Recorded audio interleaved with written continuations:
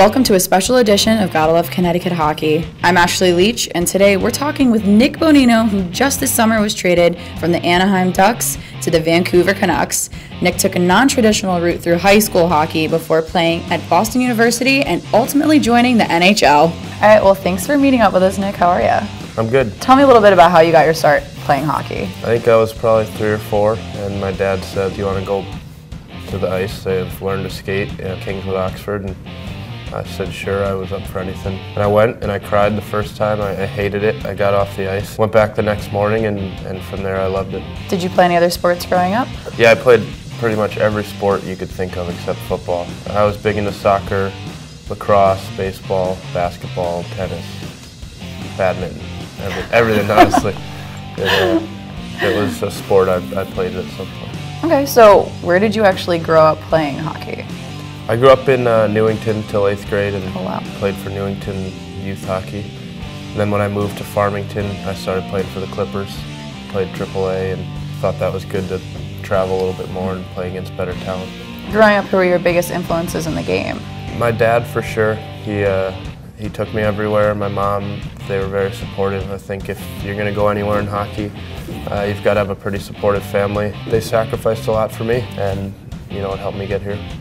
Tell me a little bit about your high school career. Where'd you play?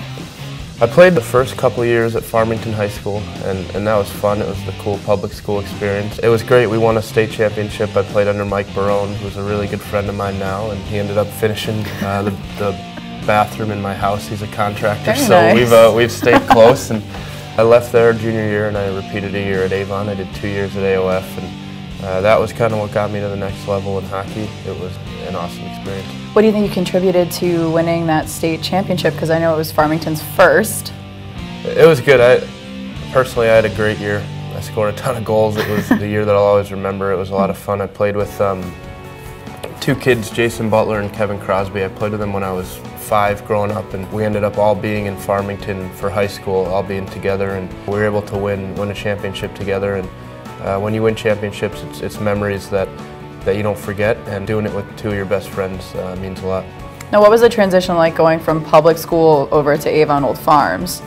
It was tough. It was definitely tough. I was tiny in high school. I forgot to mention I wrestled in my freshman year of high school. I was 103 pounds, Oh my gosh. 5'1". So I had a little bit of a growth spurt there, but going from public to prep school was a little bit more of a challenge. It's better talent, and guys seem like they're bigger.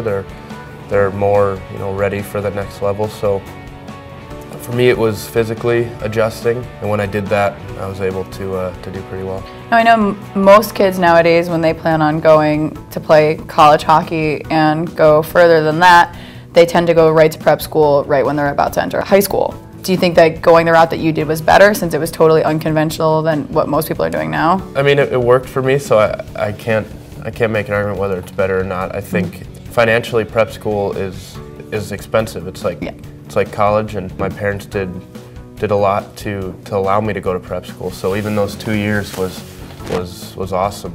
But for me, a lot of kids you'll see do PG years. They'll repeat a year.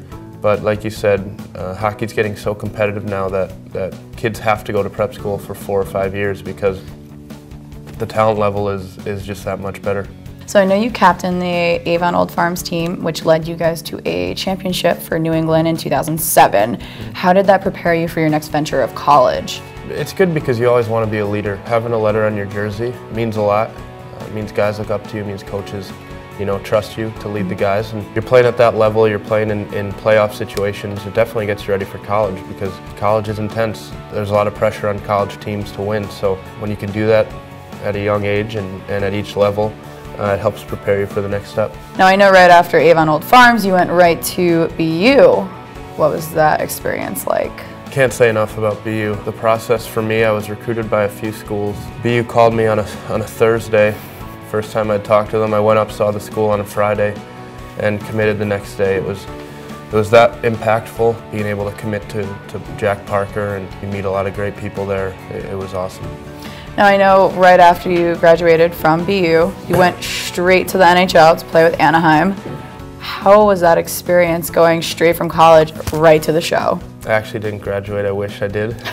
I left a year early. I got to go back and finish that, but it was pretty crazy. I mean, one day you're eating in the food court line at BU, and then your season's over, your career's over at BU, and you're on a chartered plane to Calgary and Edmonton, where my first game was. So it's definitely eye-opening. It's definitely a different level completely. You're playing with men, legends like Solani, and I remember I went back to BU 3 weeks later because the season ended. We didn't make the playoffs, and I was just like, wow, that was amazing.